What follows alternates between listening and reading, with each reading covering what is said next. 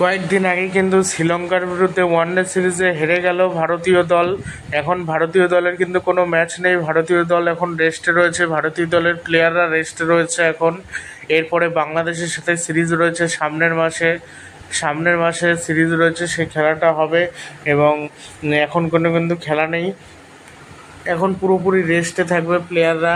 রিয়ান পরাগ তো সেই সিরিজে খেলেছিল, বল ভালো করেছিল, ব্যাট ভালো করতে পারেনি, বলটা কিন্তু ভালো করেছিল। সেখানে শ্রীলঙ্কা খুব প্ল্যান করে খেলেছিল এবং এর জন্যই জিততে পেরেছিল। প্ল্যান করে যদি না খেলতো তাহলে কিন্তু জিততে পারতো না। ওরা সত্যি খুব ভালো খেলেছে, এর জন্যই কিন্তু জিততে পেরেছিল। অক্সার প্যাটেল ভালো ব্যাটিং করেছিল, এছাড়া ওয়াশিংটন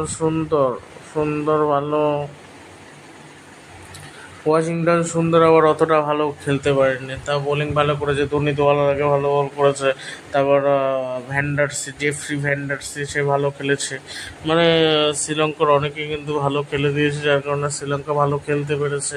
আর রোহিত শর্মা বেশ দারুণ ব্যাটিং করেছে শ্রীলঙ্কা সফরে।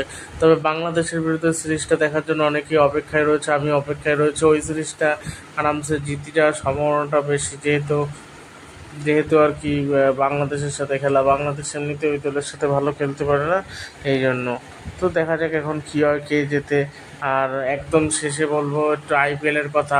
মহেন্দ্র সিং ধোনি আইপিএল খেলবে নাকি 2025 সেগুলো নিয়ে পরে বলছে। মোহাম্মদ সিরাজ এই জঘন্য বল করেছে এই শ্রীলঙ্কার বিপক্ষে, ওই জন্যই তো হেরে গেল। সবসময় শ্রীলঙ্কা হারবে সেটা তো আর হতে পারে না, অনেক সময় জেতাতে আসে, ওই জন্য জেতাটা দরকারও ছিল। ওই জন্য ভারতের বিরুদ্ধে জেতাতে ভালো হয়েছে। ভারত ওই জন্য অত ভালো করে খেলেও নি।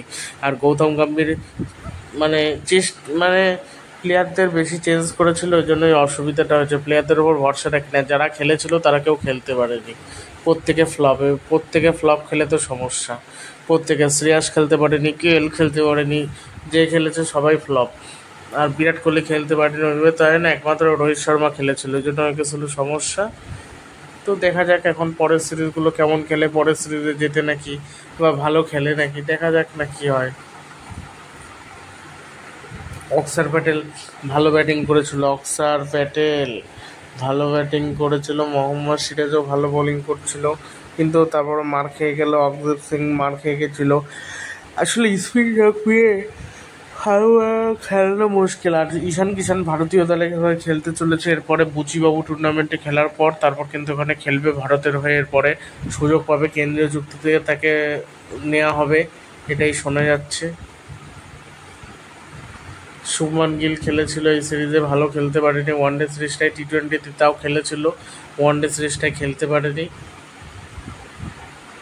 আকদীপ সিং প্রথম ম্যাচটাতে একেবারে জঘন্য খেলেছিল, যার কারণে হয়নি। দুবে সেইভাবে খেলতে পারেনি ওয়ানডেতে, যাও টি20তে খেলতে পেরেছে, ওয়ানডেতে খেলতে পারেনি। মানে হার্দিক পান্ডার বিকল্প এখন খুঁজে পাওয়া বড় মুশকিল, হেভি কঠিন। আর রোহিত শর্মা তো ওয়ানডে টি20তে ভালো অধিনায়কত্ব করে, এখানেও ভালো অধিনায়কত্ব করেছে। আর কি বলবো, সেটা ভালোই করেছে, অধিনায়কত্ব খারাপ করেনি, ভালো পার্টনারশিপও করেছে। গিল খেলতে না পারলেও রোহিতের সাথে পার্টনারশিপ অন্তত ভালো করেছে। শুভমান গিল অন্তত ভালো করেছে, এটাই হলো বিষয়। আর মহেন্দ্র সিং ধোনি সামনের বছর আইপিএল খেলবে, 5-6টা যেহেতু রিটেনশন থাকছে, ওই জন্য খেলবে, এটা আর কি শোনা যাচ্ছে। সেটা একদম শেষে বলে দিলাম। ভিডিওটি ভালো লাগলে চ্যানেলটি সাবস্ক্রাইব করবে। আর কলকাতার হবে সমস্যা, গৌতম গম্ভীরের জন্য সমস্যা হবে কলকাতা।